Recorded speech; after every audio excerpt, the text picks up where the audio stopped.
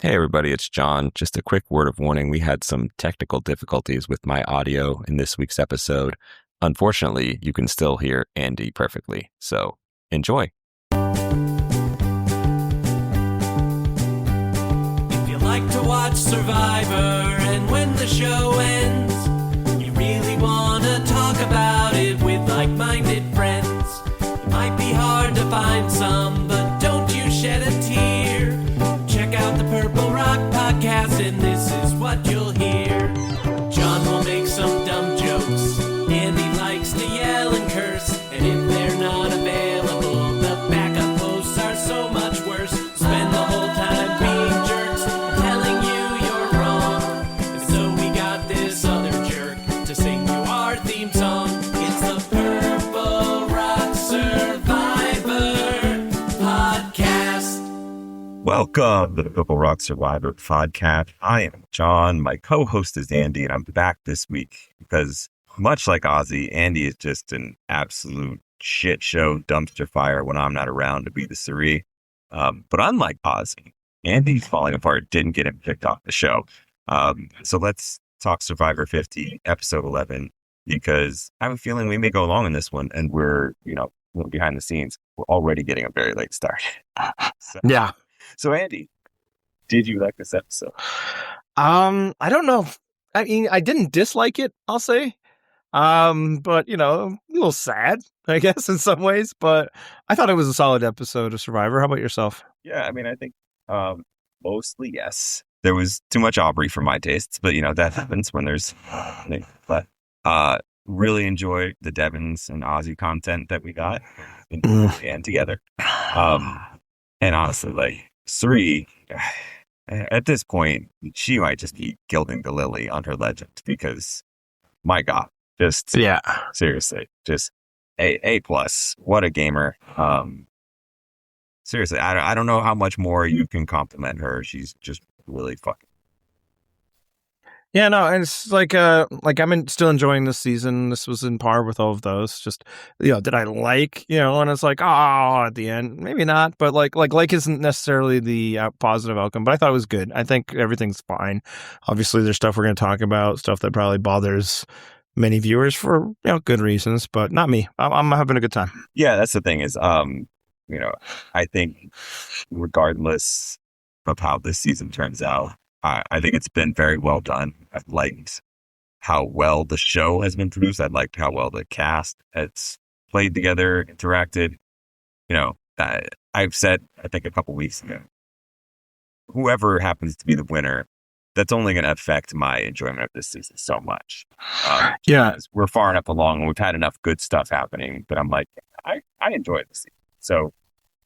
And also, you weren't here for last week, but like I said this, we lost the last candidate that would really bum me out if they won last week. So, there's still a couple that's not who I'd really want to, but I'd probably tip the hat. I guess they did the thing, but this is on personal levels, they're all gone. So yeah, that's kind of where I'm at. It's like, is there one or two people that I'd be like, fuck, I don't really want them to win.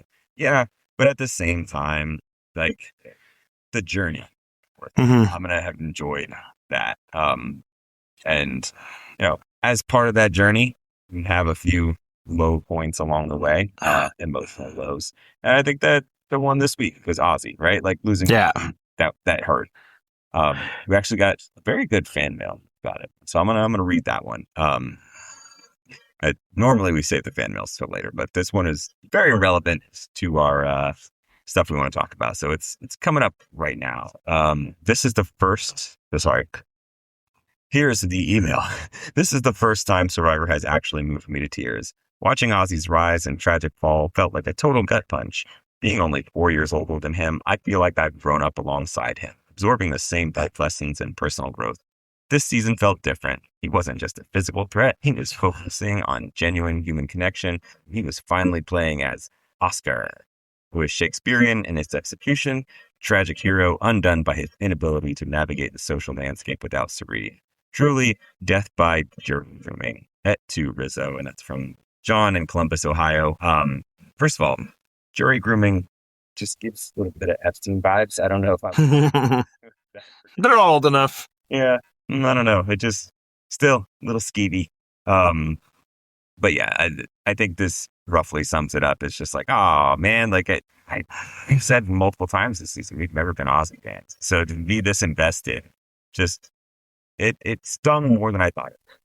Yeah, and then like as it's happening and it's all that, like at that point I'm like understanding because like he screwed up so badly, right? Like when it happens, and then you're kind of like, yeah, this is what happens when Cirie's not around.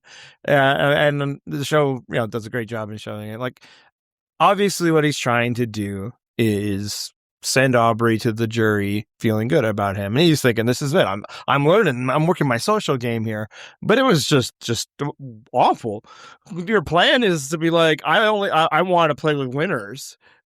People I think, people who I think are worthy. So I gotta vote you out. That's horrible. And it's like, it's a touch of the old Ozzy, right? There's some arrogance in there. There's some idea of like, I'm more deserving than thou art, while he's trying to be nice. Like genuinely, that's what he thinks he's doing, and it's awful. And you're just cringing, like, oh no. So as it's happening, it's like, yeah, man, that's what happens when you fumble it this bad.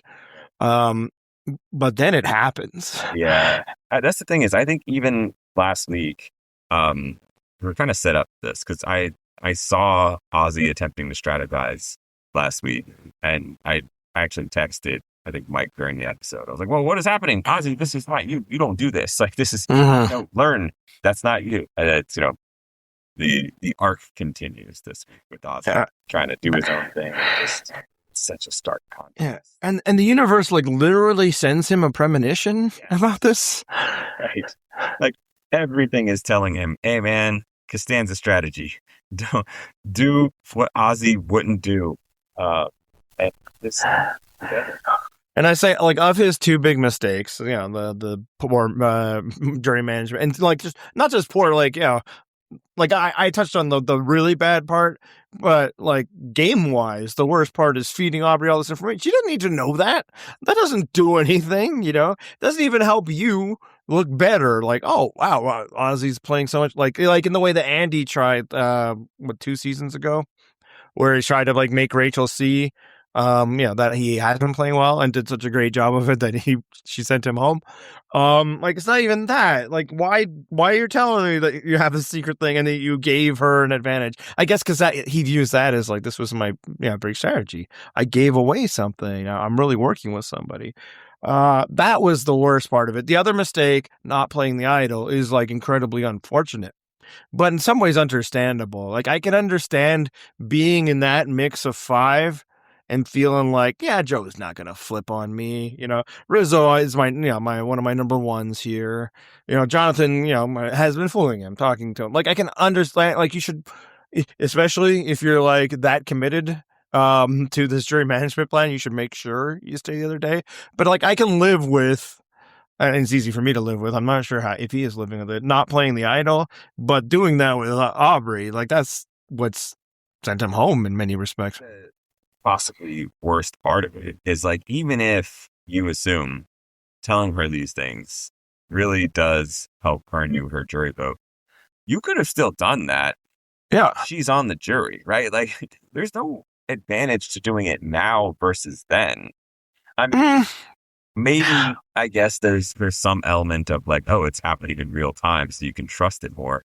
Versus I'm like trying to retcon something when I'm at the final tribal. It just, I don't get it. Like, why take that swing right now? Yeah, and it's just such a poorly executed swing. I think you could argue that actually it is better that jury people feel this way about you before the final tribal council, because a lot of times they've already decided before you get there, right? So it's like, sure, you could tell them the final day, but like, that's nice, I'm not voting for you.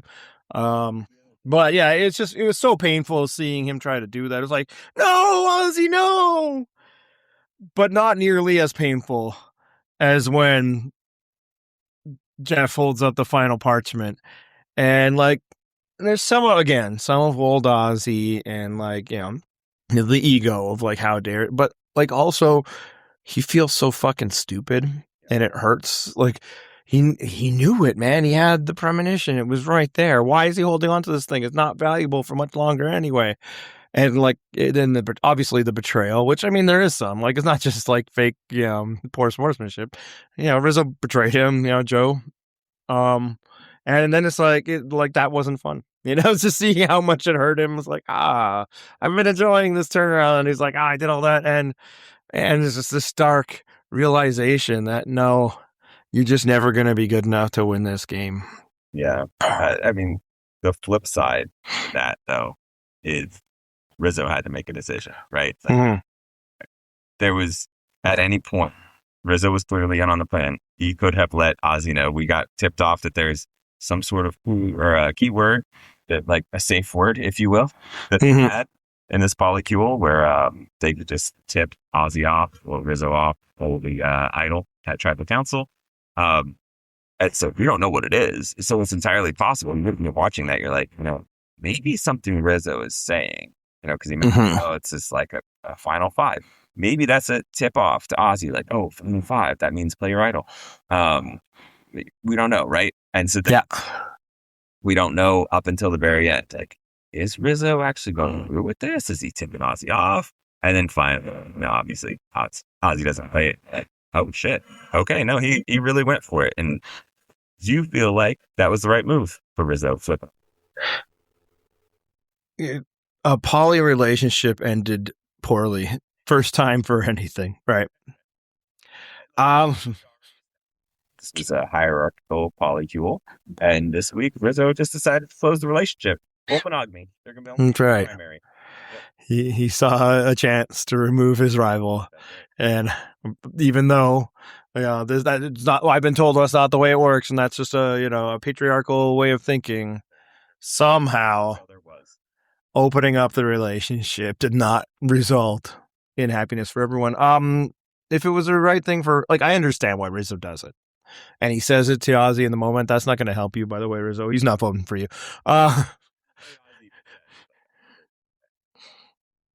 Yeah. Your alliance partner is putting too much out there. I understand being like, I got to cut bait. But here's what will determine. Does Rizzo have a working relationship with Aubrey? If he has something that he thinks he can, then cool. Then yes, Ozzy feels like unreliable. He can hurt you down the road. It's like 3 weeks in a row where it seems like Ozzy is like on death's door. Might as well. Sometimes you just got to cut bait, right? But he didn't, right? Like, is Ozzy being there tomorrow more advantageous to you than Aubrey being there tomorrow? And I don't know.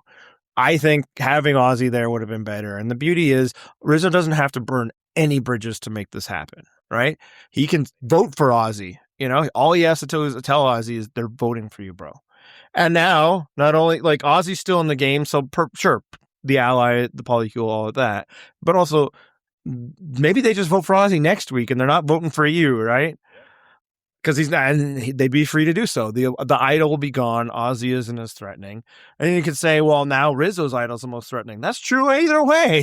The Ozzy staying or Ozzy going doesn't change that. Rizzo now is the only idol holder in the game. And also, that's the other thing is, next week, you're getting close to the point where you're going to have to play the idol anyway. Yeah. So it's like, I think it's not a bad idea for Rizzo to have tipped him off. Yeah.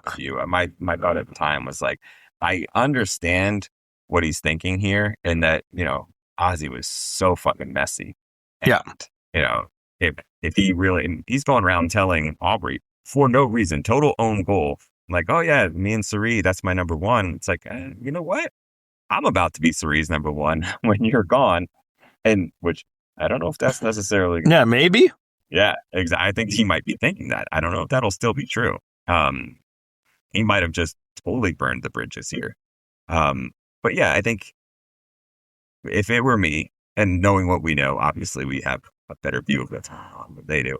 I feel like I would have kept Ozzy in the game just because he remains the target, and you can have him. You'll seem like you were a loyal ally, and then if he gets taken out later, like, oh, remember that time I did save you though, Ozzy? I was trying. Yeah. Again, it all depends on if he has something else, like Aubrey as somebody that could be helpful for him. I don't know that she is from what we've seen. So it's like, okay. I think an unaffiliated Aubrey is still more dangerous than a sloppy Ozzy. Now, I suppose one thing that could have happened is maybe he was told by Jonathan and Joe that, like, Cirie wants this. Now you obviously have to, like, are they lying to me? But, like, Cirie was, talking to Jonathan about this, obviously. So maybe he heard that and then he hears this about Ozzy and is like, yeah, no, you talk too much. Yep. That defeat it entirely. Speaking of, let's talk about Cirie. Because we saw Cirie agonizing over the fact that, like, Ozzy's over there. She knows he's a target. She can't help him. And so she's trying to figure out a way she can do absolutely anything to help him. And her one shot in the dark, if you will, was basically that Jonathan is like, oh, no, Joe wants to tell Rizo about it. And so it's like, okay. Rizo wants to tell Joe about it. And so she's like, all right. Yeah, no, he's got to do that. You got to get Joe on board. Because she knows that's basically her only shot, right? Like if there's double that note or that message back, then maybe it's gonna blow up. They're not gonna be able to vote out Ozzy for whatever reason, and she could have saved it. I do think it was Joe wanting to tell Rizo, not the other way around. Yeah. Yeah, and like I'd say, if there actually was a safe word.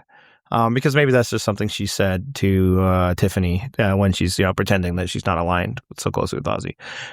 The way to do it is tell Jonathan that you have this code to tell Ozzy not to play his idol, and then when Jonathan says it, Ozzy should be like, anyway.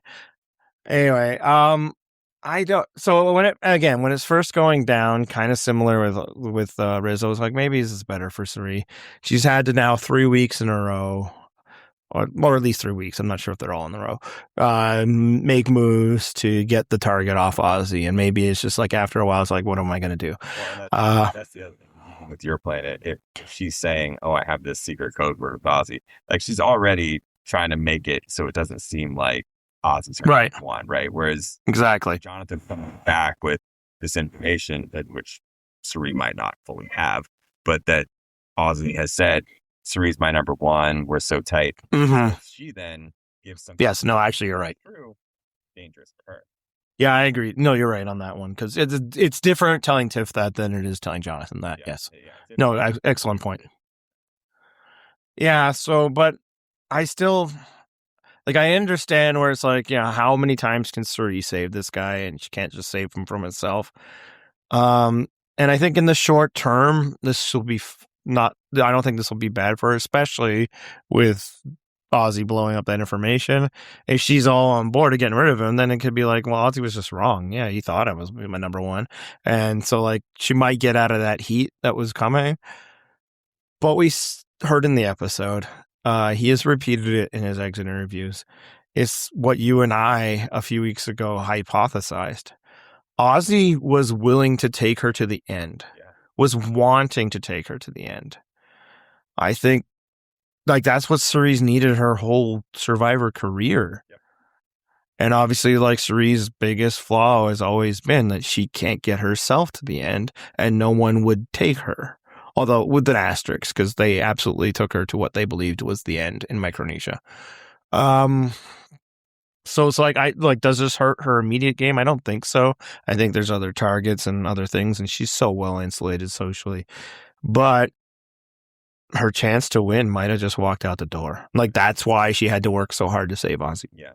And that's the thing is that I get it that you don't want to be too overt, right? Mm-hmm. Sabotage the plan to get Ozzy. But I also understand the motivation because I think there's layers to it. I think a big part of it is strategic, like you said. I think she truly believed that he would take her to the end. I think it's likely that he would. I think we discussed earlier this season, like, no one would ever do that, but it feels like Ozzy might. And, if we're going to believe Exit Fest, then Ozzy might have. And what he said to Aubrey, right? Like, he said it, so. He did say, a way he should not have said it. So I don't see why like that would be a lie. It's a bad lie. Why are you saying it? Don't say it. But yeah, so like now, this was in comments, but not everybody reads those. A lot of people don't go to our website at all. You can catch us on all your podcatchers. The other way that Cirie could get to the end, besides of course winning immunity, but let's just rule that one out, is winning the final four to fire making. Which like people are like, what are the odds? But it's like she like made a pretty good fire in Australia versus the world, just not as good as the other person. Rizo has not made a good fires before, so like that's a potential competition. But what would be just horrifying, but also kind of funny for assholes like me, is the fans voted about whether there will be a Final Four fire making.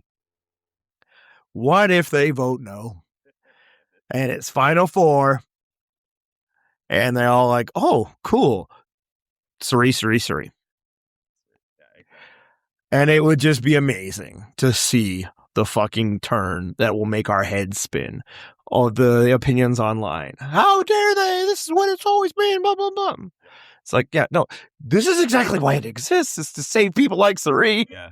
And that'll be, the funniest part would be like, this was such an unfair thing. It's like, you're not on board with the fire making thing. Yeah. You're just mad because it, like, you think when they took it away, like you wanted, it hurt the person that you wanted to win. They've always, the whole existence was it is for 30 some odd years.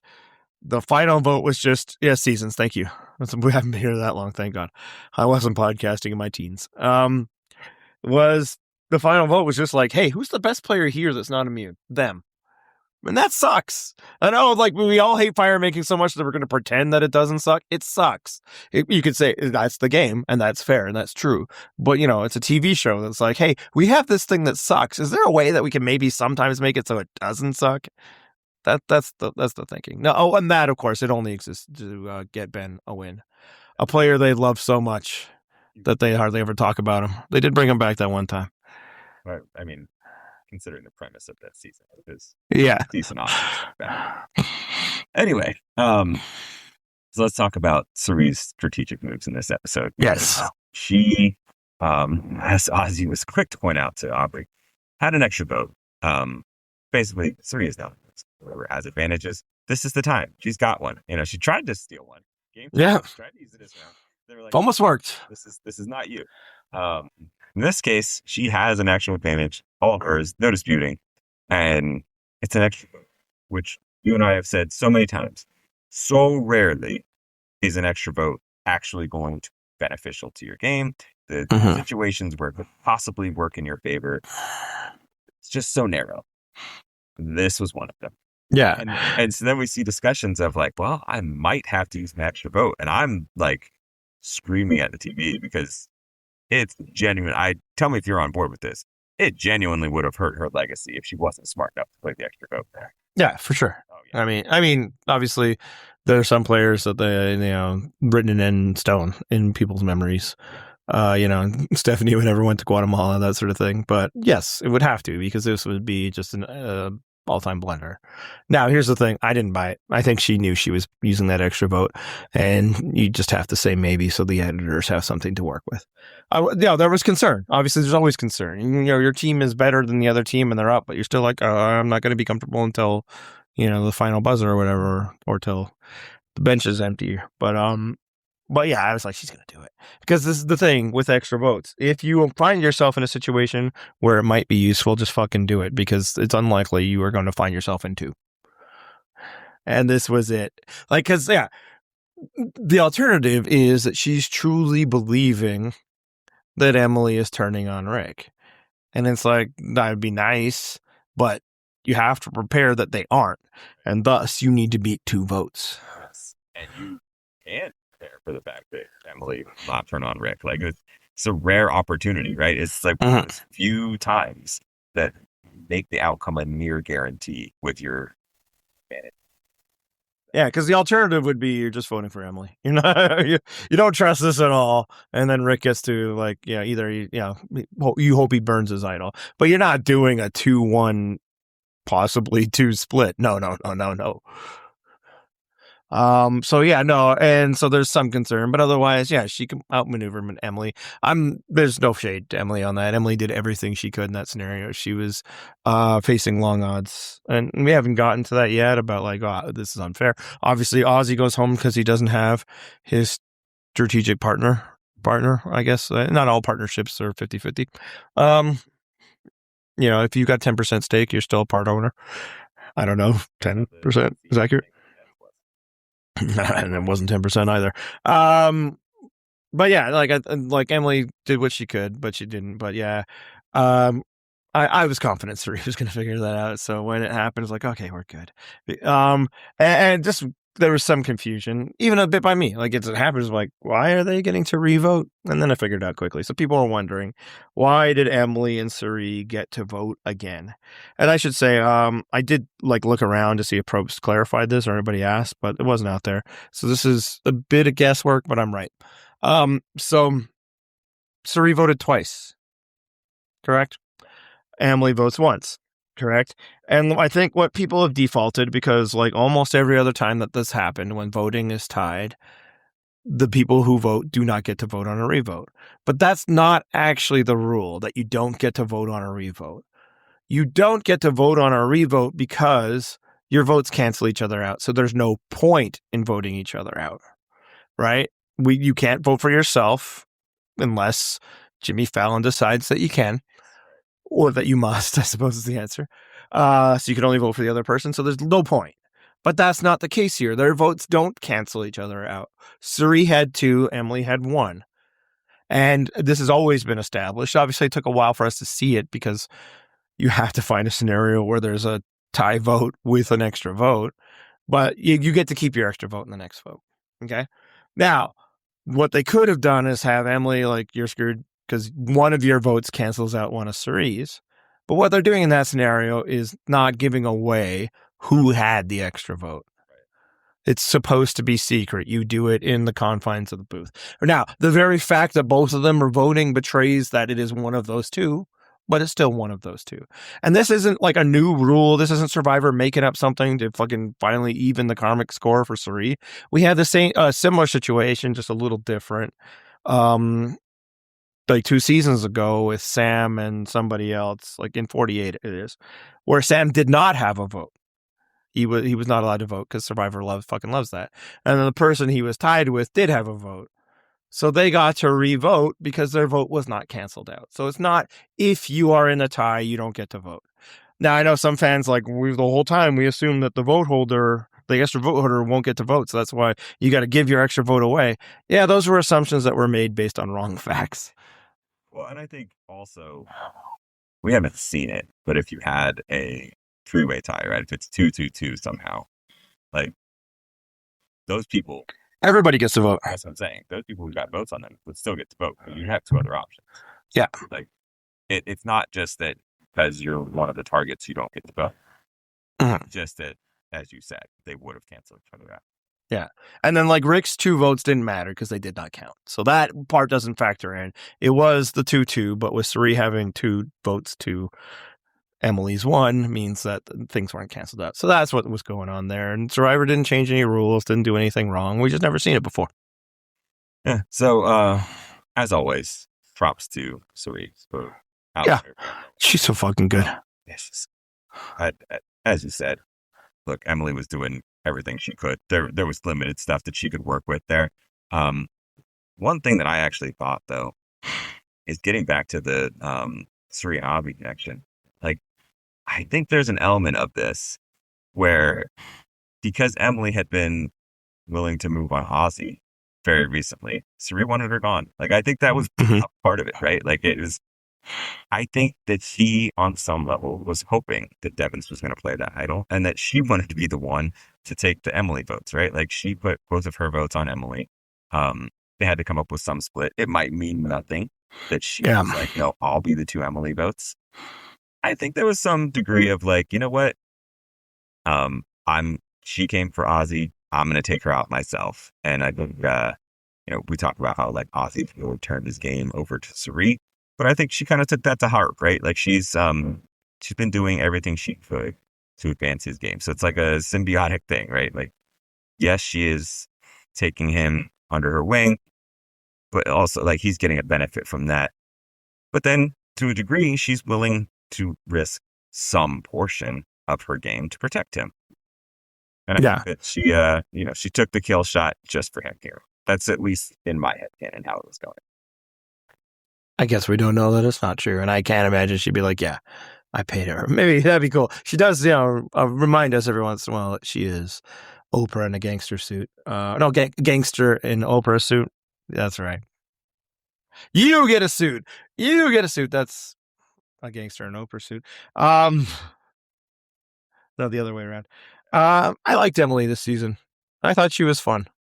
Yeah, I mean, I was shitting on Aubrey again earlier, as I do, but like I appreciate the Emily version, right? Like it's similar-ish players. I just feel like Emily, actually, no, Emily's far more chaotic than Aubrey is. Yeah, Emily's just like she's at least interesting when she's doing things, right? Even when she had to like straight go to the jury, which is a tough blow.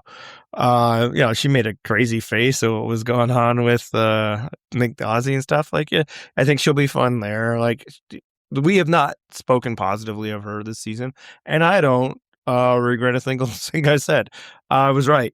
She was not playing a very good game, but she was one of the people this season when I was like, really? Her? I guess. Like, I felt like she was more of a meme in her season than like a presence. I thought she was additive to this season because of the chaos, because of the reactions, the way she bounced off of people. Not everybody needs to be a good player to be entertaining. Well, that's what I was say is, you say we said nothing good about her. I mean, when she was being an absolute disaster earlier this season, I was like, I'm enjoying her being a disaster. Yeah. Like at the very least, it's fun TV. But yeah, and I agree that solid new era ad for this cast. Mm-hmm. They could bring her back. I'd be fine with it. And for those that that defended her and whatever, man, yeah, support your faves. She agrees with me. In her exit, she was like, "No, man, that wasn't strategic. I watched back in horror. Like, why can't I keep my mouth shut?" Yeah, no, it wasn't a strategy. She wasn't playing better than the edit was showing. She's like, I thought the edit was pretty fair. I thought it protected me a lot in my first season, but apparently, I just can't keep my mouth shut. It's because I think out loud. It wasn't. There was no strategy there, and props to the people that were trying to defend her. If they knew her, you're saving your friend, or trying to make it a political cause about the edit. But no, like Emily did not play well, but she, she's consistent in terms of how long she sticks around. But I like her. She's good TV. Yep. Let's talk about this week's twist because, before they're running the challenge, folks, it's like, hey, just so you know, end of this challenge, winner also, in addition to immunity, gonna get an advantage. And we're like, oh, what would this be, right? Not gonna reveal it till we're all done. Blah blah blah. Great. Not that you shouldn't necessarily be more motivated to win or whatever. I feel like if you knew that this was on the line, if you had another level, you would probably take it into the hash. Yeah. But actually, I have this later, but let's throw it in now. For this challenge, there wasn't another level that anybody could have gotten it to. Right. I mean, it seems like a lot of power to give one person, right? Like, I mean, it's like an extra vote. Listen, a challenge win essentially gets you 2 straight immunities, and you get to be a swing vote twice, potentially. Yeah, no, it's not nothing. I think it is powerful, but sometimes advantages need to be advantageous. Like I don't think it's like game breakingly powerful, but this was a good one. Kind of related though. I like if we were like make it more fair or whatever. And I have thoughts on fairness. It should be a challenge where people actually can compete to win and maybe know. Like again, fine if you want to keep it a mystery, but the way they did this challenge. Well, like why? Like I get where Survivor's at now. They don't have time for long challenges, right? Because the whole they got to do a challenge and vote and everything all in one day now.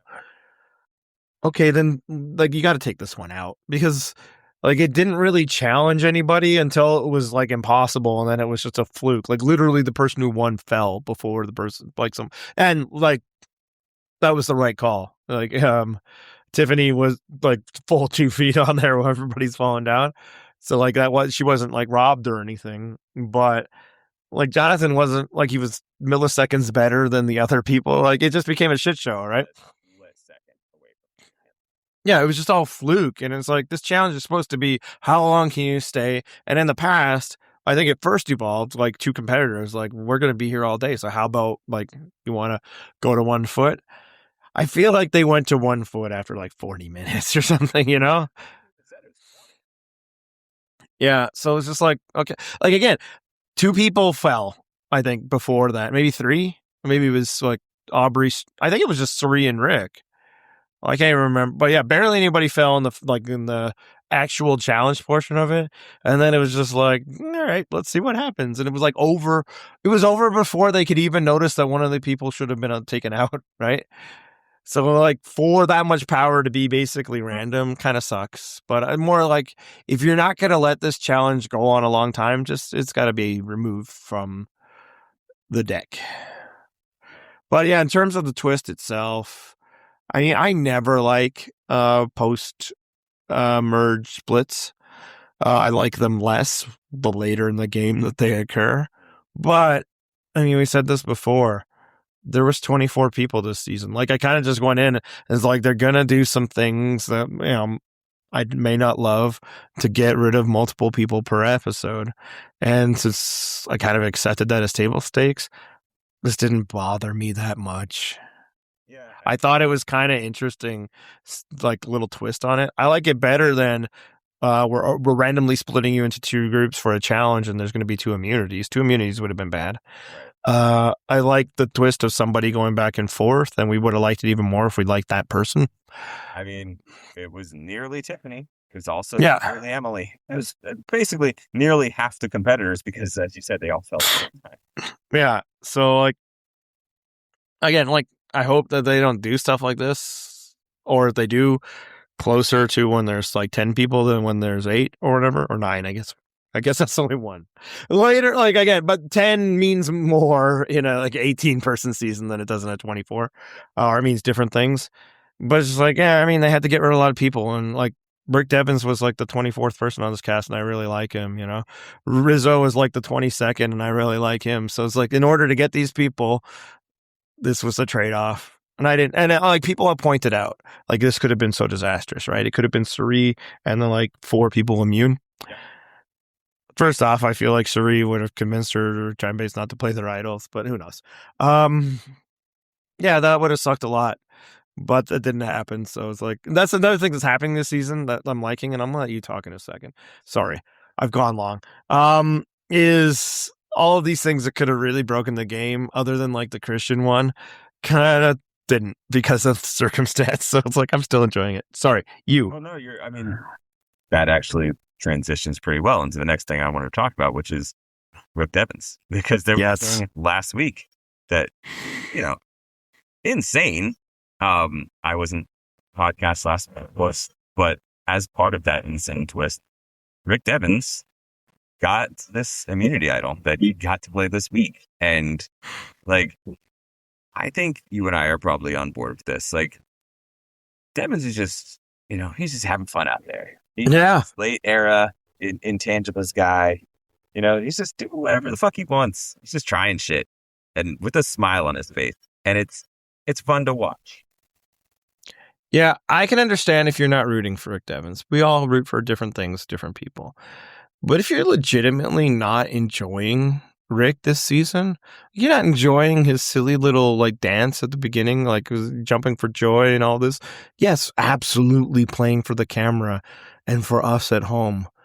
Then like, maybe you're just kind of a miserable person. Like, I don't know. Like, again, that's unfair, but I still kind of think it. Like, that was shit. It was just funny and fun. It was like Homer dancing through the land of chocolate. Right. Yeah, I mean, I appreciate that he takes advantage of the fact that, like, he was clearly on the bottom, right? And he was just swinging for the fences, and he got life in this game for however long that may last him. And honestly, I think he was very correct when he was in that tribal council in saying that, like, yeah, you know, it seems like Jonathan and I would never work together, but there's only so many numbers after I survive this vote. So, let's see if that holds, because at a certain point, people might need me. Like, the game could entirely change tomorrow. And like that second life, like, I can totally understand his corny ass dancing, in which I agree with you, was very much playing up to the camera. But yeah, I think there's also an element of he's genuinely fucking happy. Yeah. Look, yeah, if you took offense to me saying you're a miserable person, welcome to the podcast. But also, you know who you like? You're Joe. If you're not enjoying Rick Devens, you're Joe. And who would you rather be? And frankly, I'm going to bring it even more. Let's roll it back. If you were one of those people on edge of extinction that was all like, Rick, how dare he? And I mean, as fans, like, that was, you're Joe. Everything Joe at the beginning of this episode is like, how that's like disgusting and such a bit fair. That was all of y'all when you were bitching about this, guy, this harmless fucking newscaster who's just like, swinging for the fences, trying to stay alive. And at least then those people had like, they covered that it wasn't about Rick at all. It was about the twist that allowed him to still be in the game. Now, none of those people liked it when I called them out for it. No, this is really about him. Sure. This guy, it was fine that you didn't like him. The level of rancor that he inspired was fucking insane. So I like that you then turned that on them by, calling them a person with similar, just massive amounts of hate for really very good reason. Yeah, you're Joe. Yeah. How does it feel? How does it feel, Joes? Because I feel like most of you are people who are not rooting for Joe, whose Joe isn't your person, who you were probably like, I can't believe he's going to win, when there was no chance he was going to win that fucking game. And it was obvious to those of us with any kind of media literacy. But shout out to our survivor. Yeah, actually do it if you haven't called up, because I was jealous. I was legit jealous of this comment. Do you want to do it, or you want me to? I don't have it called up, so. I got it. Okay. This is, as Andy mentioned, from one of our commenters, our survivor, which A+ name, by the way. Excellent trolling.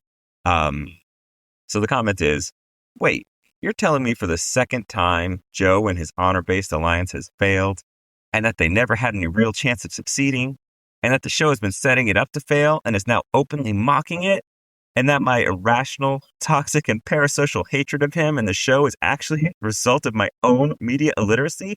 Again? What? Yeah, I upvoted, and I knew you would love that when you saw it. Which you did. Again, it was like, damn. He outshone me. I wish I had, like, I feel like I've done bits like that and hinted at it, but not that clean, not that well. So I had tip to you, sir or madam. The best bit we've got going in our comment bit. No, the commenters, you guys were doing a great job today and last night. But yeah, man, like, all that said, Joe's like just hatred, and the way they were calling out, and Cirie being on like he's on Hypocrisy Hill or whatever. It's hilarious. I fucking love it. Like last week, everybody is cheering. Oh my God, $2 million. Oh my God, we just saw something. And Joe is in hell. It's like, so good. And it was like so great to have Cirie just be like, over your fucking self. We're playing a game. Like, seriously, just clowning him. Like, what is wrong with Joe? What is this bullshit? And gives us a confessional about it. Like, Joe is the man yelling at people for bluffing in poker. Like, that's dishonest. Like, okay. How dishonorable. Now, I will say, for Joe's defense, I don't know that it's the playing the idol or winning a coin flip that he finds dishonorable. It was probably calling everybody out and putting all of their lies on blast at tribal council that deeply offended him. Again, I still think that's weak sauce, but at least I think I get it. Oh, and the fake idol lying, and like he sets us up and all. Yeah, no, there's that.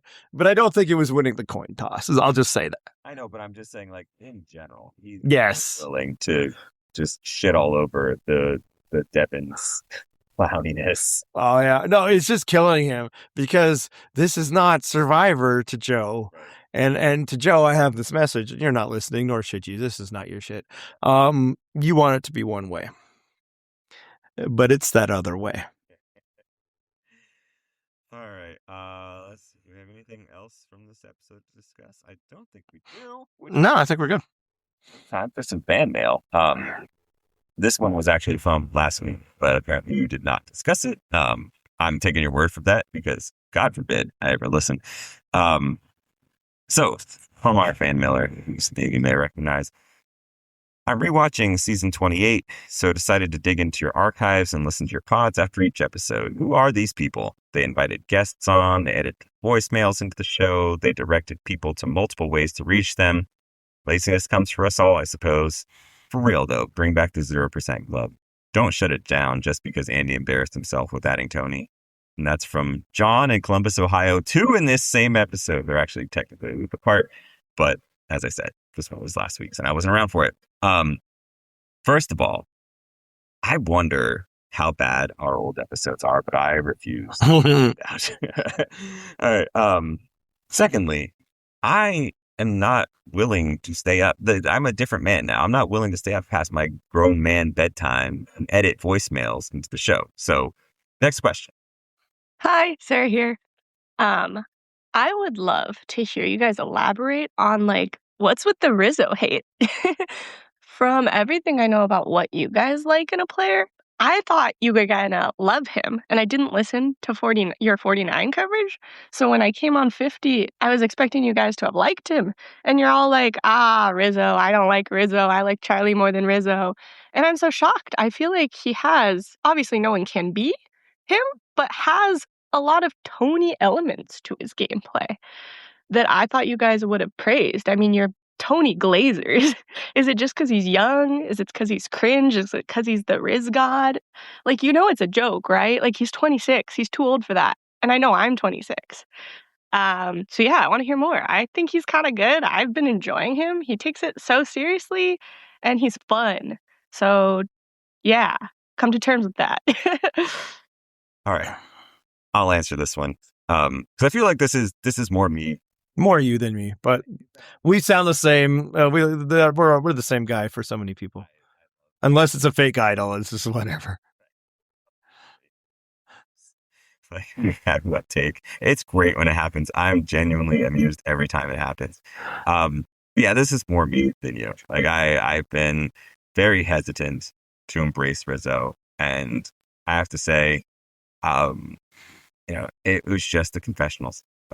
We didn't get really any of that corny shit in this episode, and I thought he was great.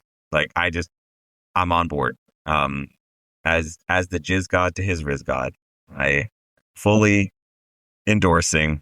I'm on Team Rizzo. I think my rooting interest now is that he does end up somehow staying aligned with Cirie, that she's just willing to accept. Ozzy went home, but I'll keep Rizzo as my number one. Because, yeah, I'm invested. He's a good fucking player. I can't believe how good he is because he seems much younger than he actually is. I think he's 24? 26, as Sarah says in her voicemail, yeah. Jesus. Yeah, I mean, again, even 24 felt like an overestimate to his speech. Reeds is really young. Yeah, no, I mean, Sarah asks, is it just because he's young? Yes, that's the answer. His youth and his youthful exuberance and the youthful nature of I'm gonna make myself a star and all these, it bothers us because we are so old, and that's it.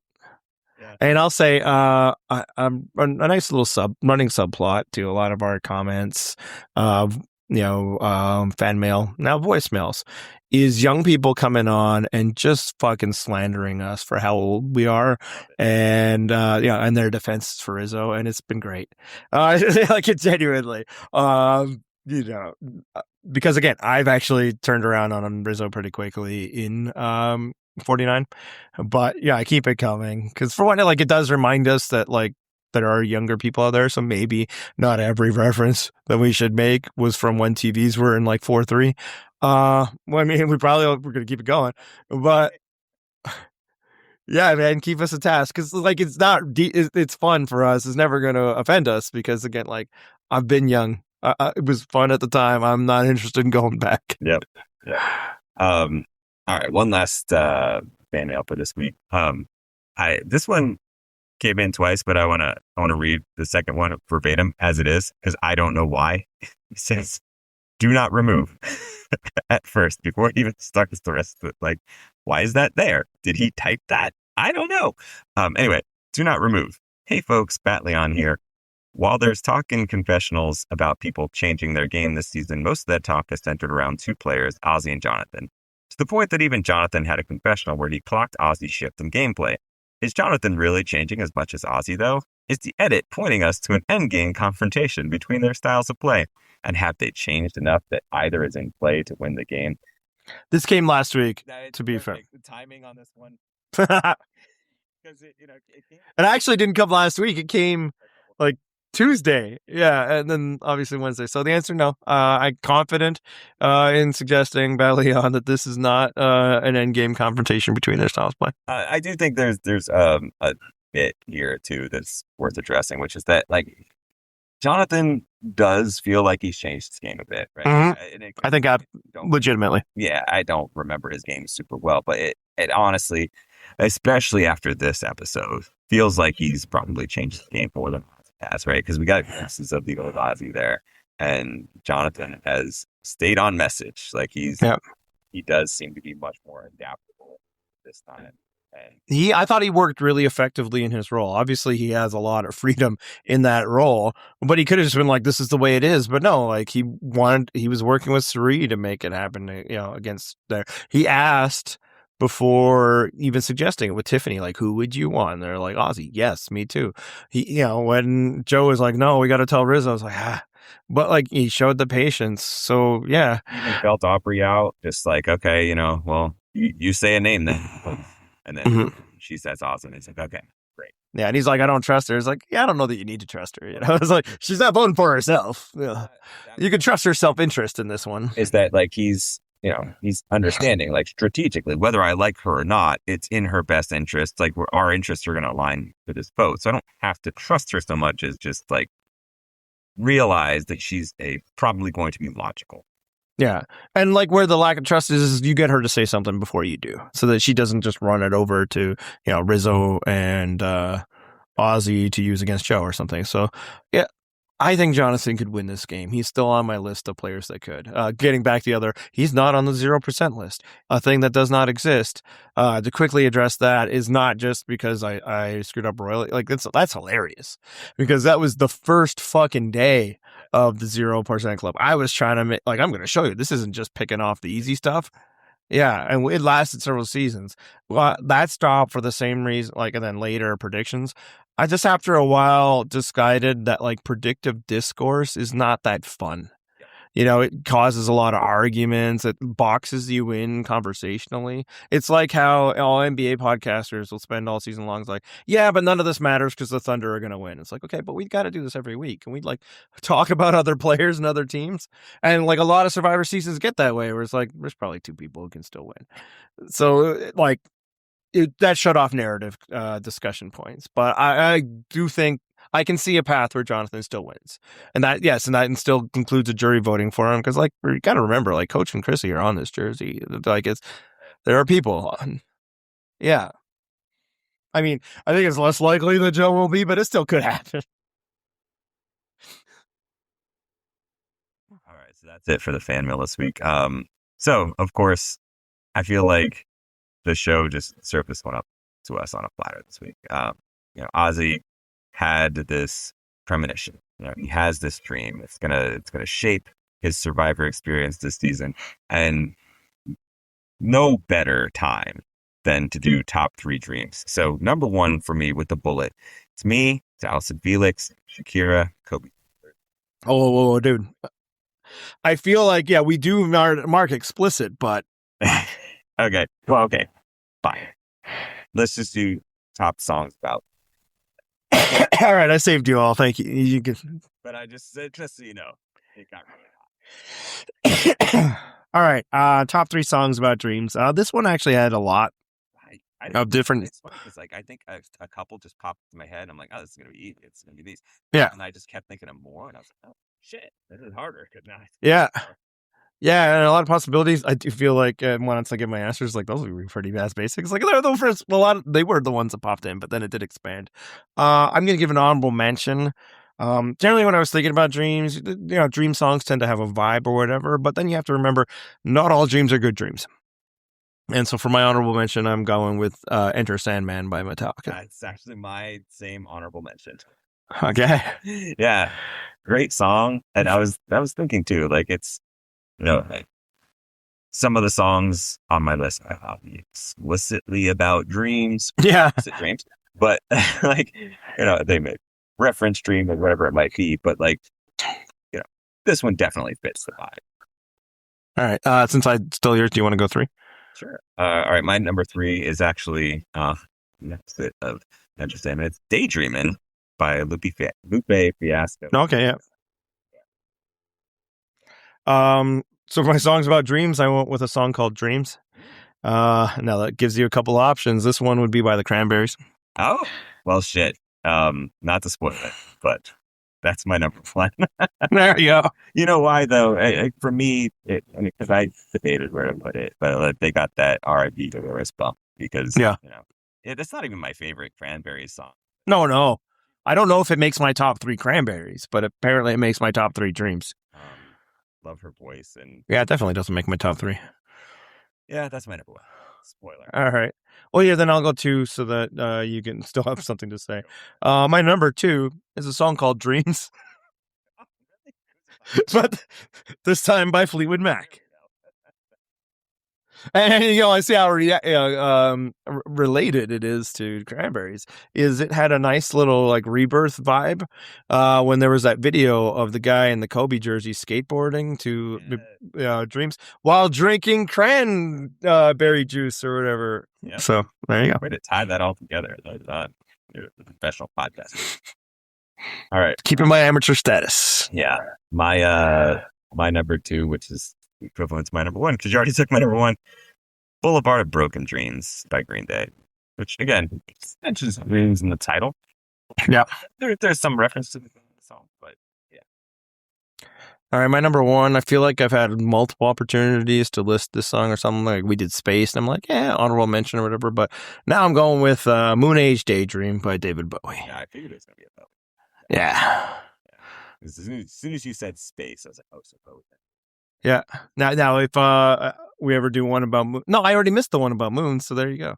Oh, we didn't do songs about Moon, so that's still out there. Just literally moons, and you're so lucky I wasn't there because I was going to steal Warren Moon before you ever got to it. We had one of the fan mailers write in and suggest Randy Moss's Moon, and I was like, damn, that was a great answer. Amazing, like well done to you. And I love the guy in the booth, Dan or whatever. That's disgusting. It's like it's settled down, Grandpa. He's pantomiming pulling his pants down. He didn't actually pull his pants down. Absolutely classic, though. Yeah. All right. So, as you may have seen this week, you can, of course, fan mail us. There should be some little button you can click. I don't fucking know. Again, I only run this podcast. What do I know? And you can either text us or you can record a voice message for us. As you heard, occasionally we even respond to them. And then, of course, purplerockpodcast.com is our website. Don't contact us any other way. And then anything else, Andy? Hit the music. Ozzy, staring sadly at the dance floor. Ozzy, too depressed to work that thing. Ozzy, Ozzy, Ozzy. Oi, oi, oi. Ozzy, Ozzy, Ozzy. Oi, oi, oi. Ozzy, Ozzy, Ozzy. Oi, oi, oi. Ozzy. He used to be in love with dancing. Now his only friend is pain. His feet knew all the answers, but now he'll never dance again. Ozzy, the dance floor won't be the same without you. Ozzy,